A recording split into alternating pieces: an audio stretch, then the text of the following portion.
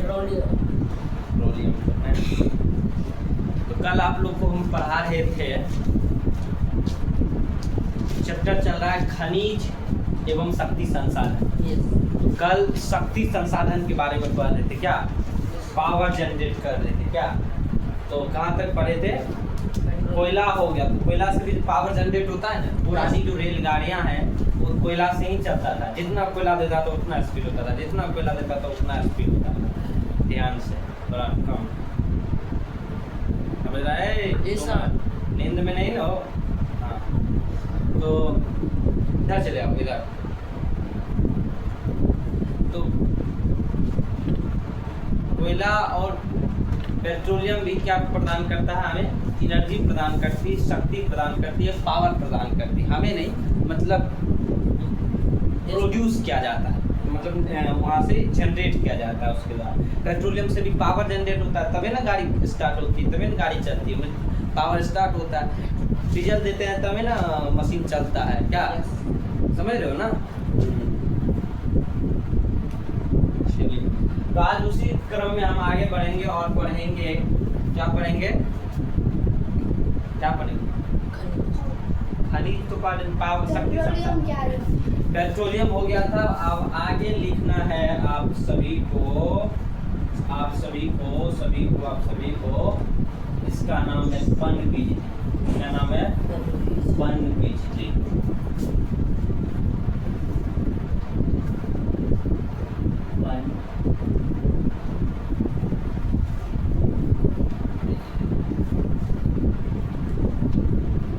क्या नाम है, पनबिजली।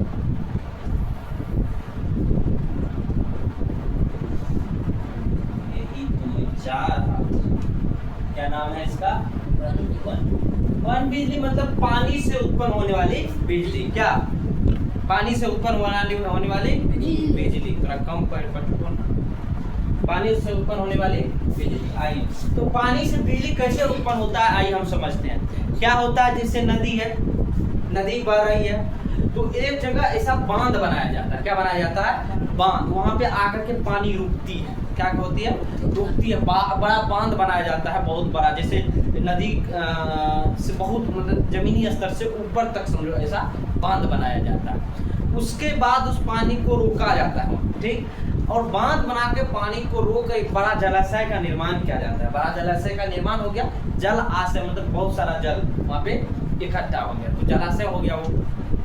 तो जलाशय के निर्माण के बाद क्या करता है, पानी जो बहुत बांध बना है वो ऊपर से गिरता है।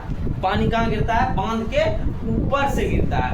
ऊपर से जो गिरता है, यहाँ पे जनरेटर लगा रहता है, जनरेटर, ठीक है, जनरेटर। उसका जो टरबाइन होता है, टरबाइन जो घूमता है जनरेटर में, उसको टरबाइन कहते हैं। उस टरबाइन पे पानी को गिराया जाता है, चाहे पाइप के माध्यम से हो, चाहे जैसे भी हो, पाइप के ही माध्यम से। उतना दूर से अगर गिराएगा तो ऑब्वियस सी बात है कि वो टरबाइन को घुमाएगा।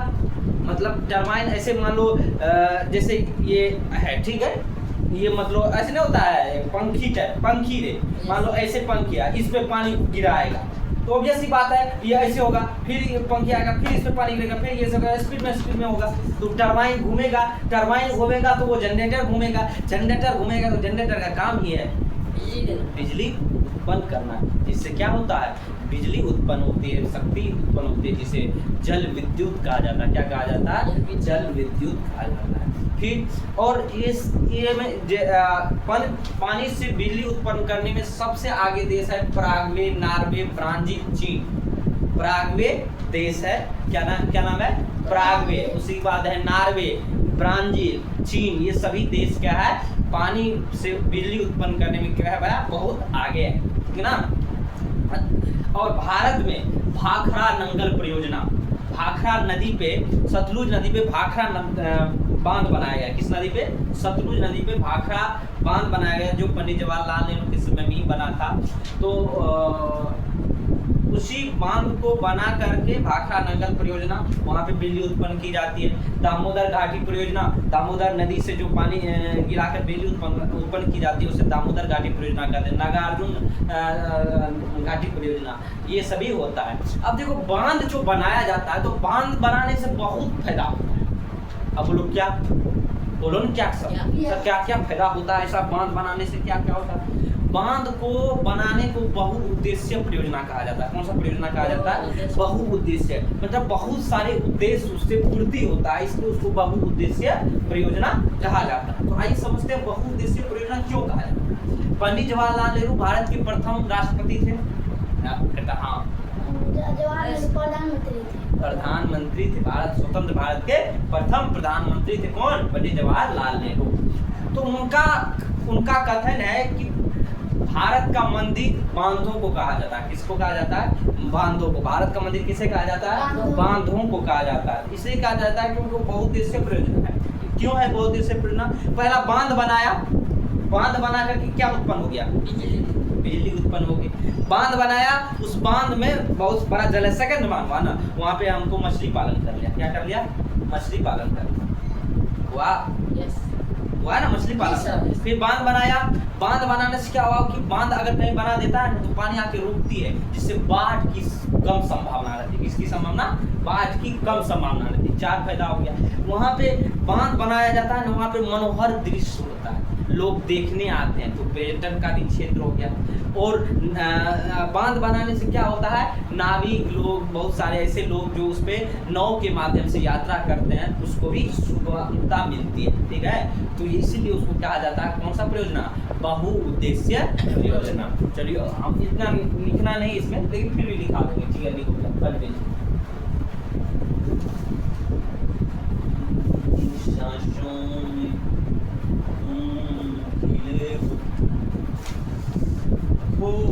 तुम्हें भेजा है खत में, भूल नहीं मेरा दिल है। लिखिए,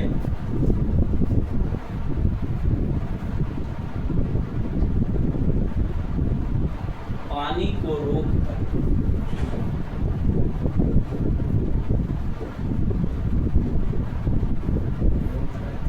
एक बड़ा जलाशय के निर्माण के साथ साथ एक बड़े जलाशय के निर्माण के साथ साथ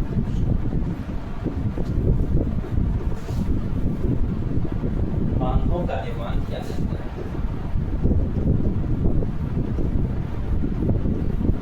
बांधों का क्या किया जाता है? निर्माण किया जाता है। बांधों का निर्माण किया जाता है। बांधों का क्या किया जाता है? निर्माण किया जाता है। उसके बाद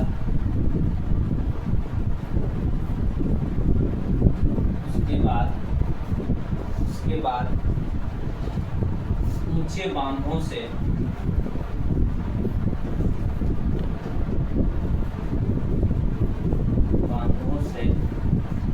पानी को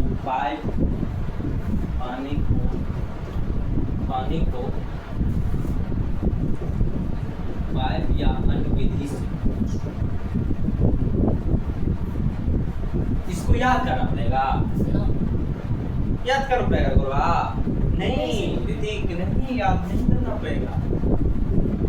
अन्य विधि से टरबाइन पर गिराया जाता है। टरबाइन पर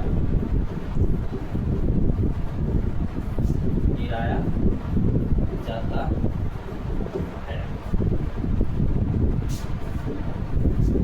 टरबाइन पर गिराया जाता है। उसके बाद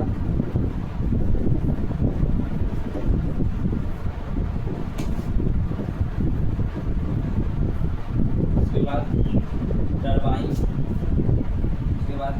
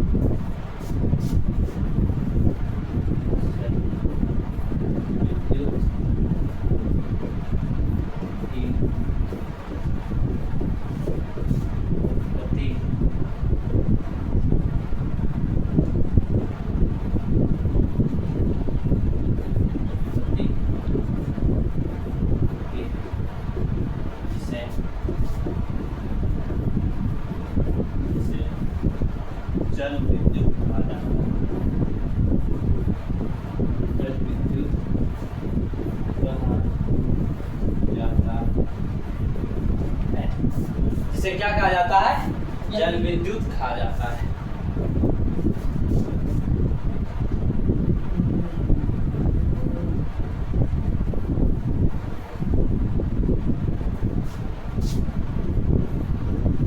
जल विद्युत कहा जाता है।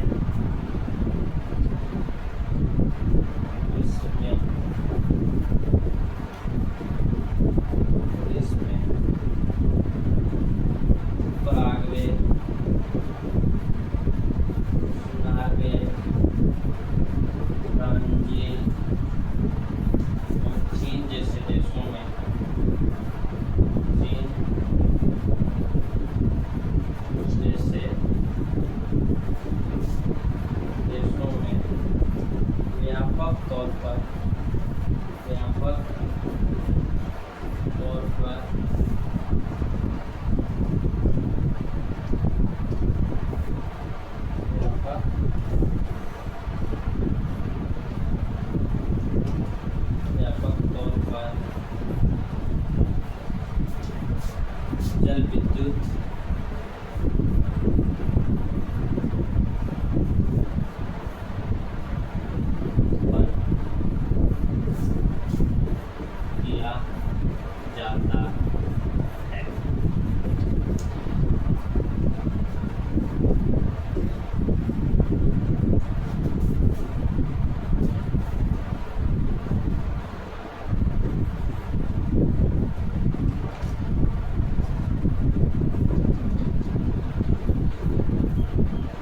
किया जाता है। भारत में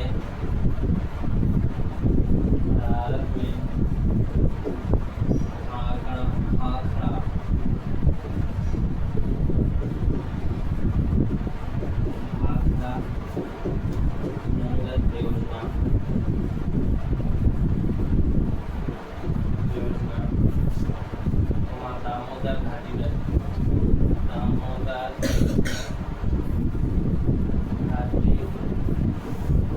घाटी परियोजना और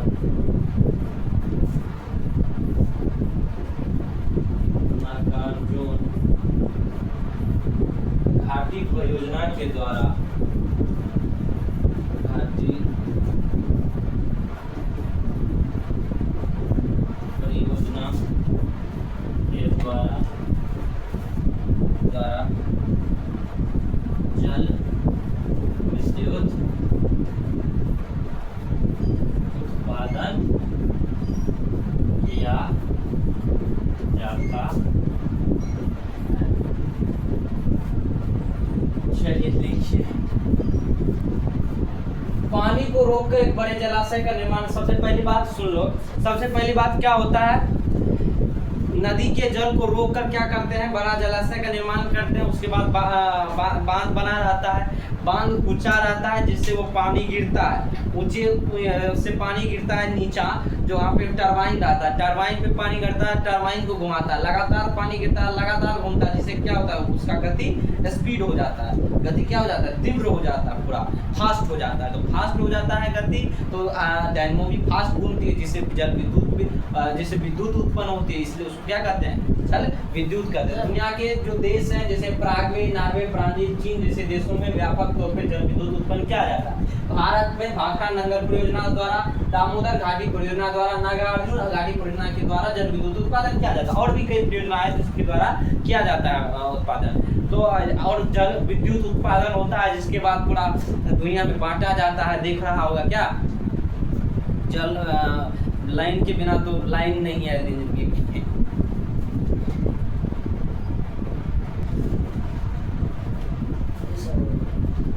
हो गया? लिख लिया? Yes sir. चलिए लिख लिए तो बहुत बढ़िया बात। नहीं लिखे तो देख लीजिए पूरा दिक्कत कोई। चलिए आगे बढ़ते हैं। अब एक और ऊर्जा है, जिस ऊर्जा का नाम है पवन ऊर्जा।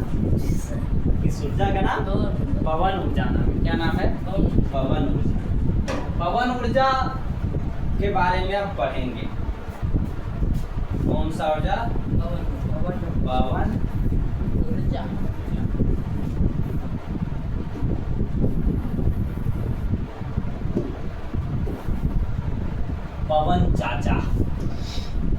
पवन ऊर्जा के बारे में पढ़ना है। देखो पवन मतलब हवा। सर जी वो मैं ना अरे कोई बात नहीं, लिखो ना, कोई बात। पवन हो गया समझो। देखो पवन ऊर्जा में जो बात है सुनो, पवन मतलब हवा, वायु। कल रेवू कह रहा था कि जा रहे थे रास्ता में मिला, जानते हैं एक बात हो गया, बोले क्या तो भारत में पवन ही खत्म हो गया, वायु खत्म हो गई। सही बात बोला, गलत बात बोला? गलत बात। कभी समाप्त होता है ये? नहीं। असमाप्त चीज है। क्या है? असमाप्त चीज, कभी समाप्त नहीं होती। जिंदगी खत्म है। हाँ ये ऐसा है। तो वायु कभी समाप्त नहीं होते, ये एक असमाप्त संसाधन है। कौन सा संसाधन है? असमाप्त संसाधन, और बहुत ही महत्वपूर्ण संसाधन। तो क्या होता था कि कभी कभी फोटो पवन चक्की देखे हो? यस सर, जी सर। वाह, पवन चक्की देखिए यहाँ पे, आप लोग भी देख लीजिए, आप लोग भी ये देखिए, थोड़ा थोड़ा तो है ना। हाँ ये देख लो, ये पवन चक्की है। मतलब बड़ा टावर सा जैसे लगा देता है और उस पर एक पंखी लगा देता है।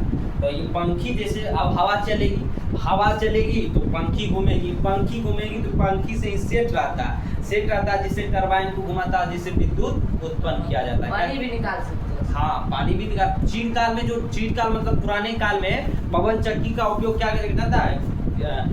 अनाज को पीसने के लिए किया जाता था। अनाज को पीसने के लिए और पानी निकालने के लिए। इसके लिए पानी निकालने, कुआं से निकालता था पानी, तो पानी को निकालने के लिए चीरकाल में से ही पानी को निकालने और अनाज को पीसने के लिए क्या कहता है? पवन चक्की का उपयोग किया जाता है। लेकिन ये एक असमाप्त संसाधन है, और ये उस क्षेत्र। अब देखो, अब बताओ जिस क्षेत्र में ज्यादा, अब यहाँ पे लगा देगा, घूमेगा पंखी, यहाँ पे रणभूमि लगा देगा, उतना तेज है नहीं हो। तो उससे होता क्या है कि उस जगह पे जहाँ तटीय क्षेत्र है, तटीय क्षेत्र में हवा तो पवन चक्की की तरह नहीं चलती है इसमें।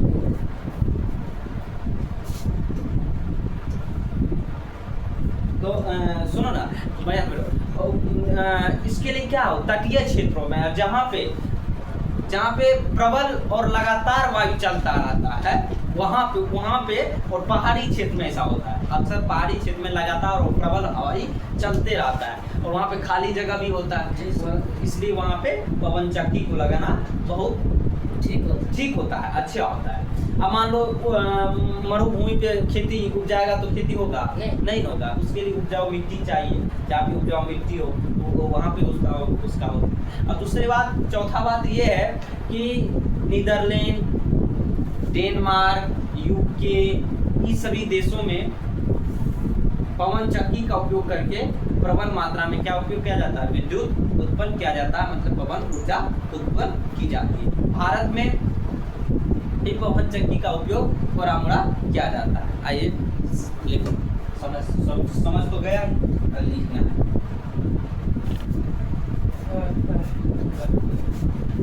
लिखो, पवन ऊर्जा एक असमाप्त संसाधन है। पवन ऊर्जा एक असमाप्त शक्ति स्रोत है। शक्ति स्रोत है,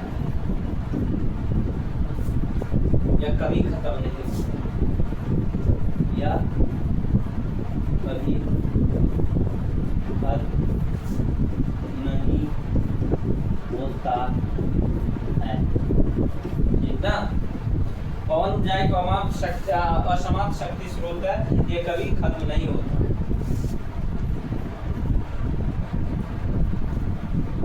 पुराने समय में पवन चक्की का उपयोग, पवन चक्कियों का उपयोग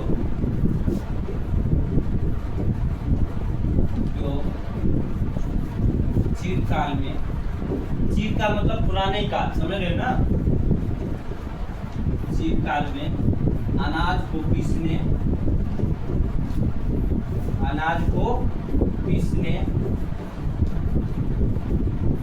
एवं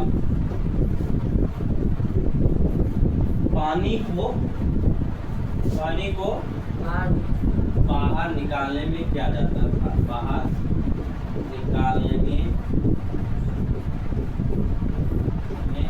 उपयोग किया जाता, क्या किया जाता था? उपयोग किया जाता था। वर्तमान समय में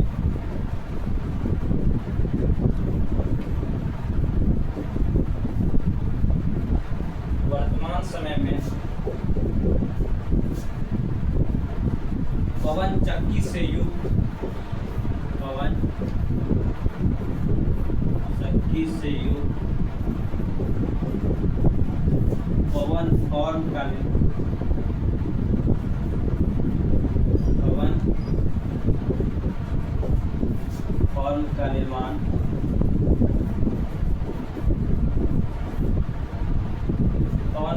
निर्माण तटीय एवं पहाड़ी क्षेत्रों में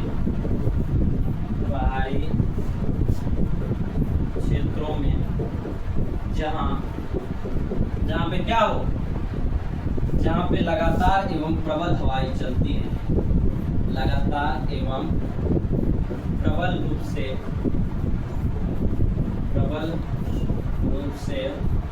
वायु चलती है,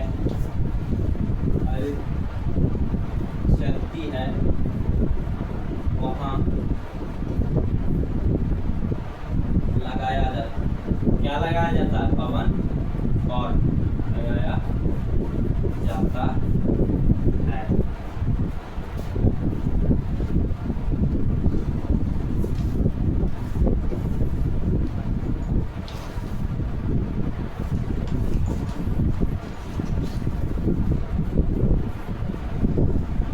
विश्व में नीदरलैंड,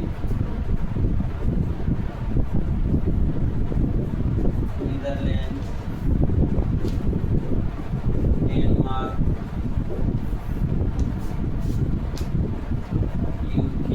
यूके मतलब यूनाइटेड किंगडम, इंग्लैंड, अमेरिका आदि देशों में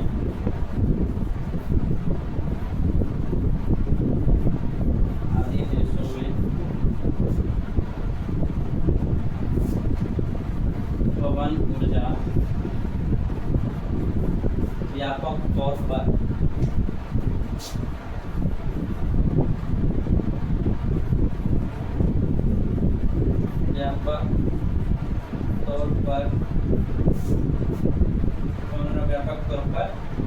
उत्पन्न किया जाता है,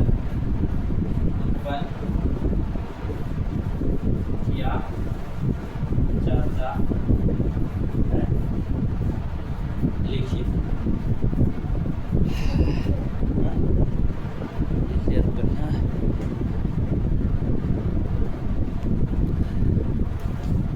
आज इतना ही रहने देते हैं, आगे कल प्रोसीड किया जाएगा और इसी तरह पढ़ते रहो, मेहनत करो रे गोलवा। कातिल बनवलस रे गोलवा। चलिए ठीक है, धन्यवाद, प्रणाम, बंद।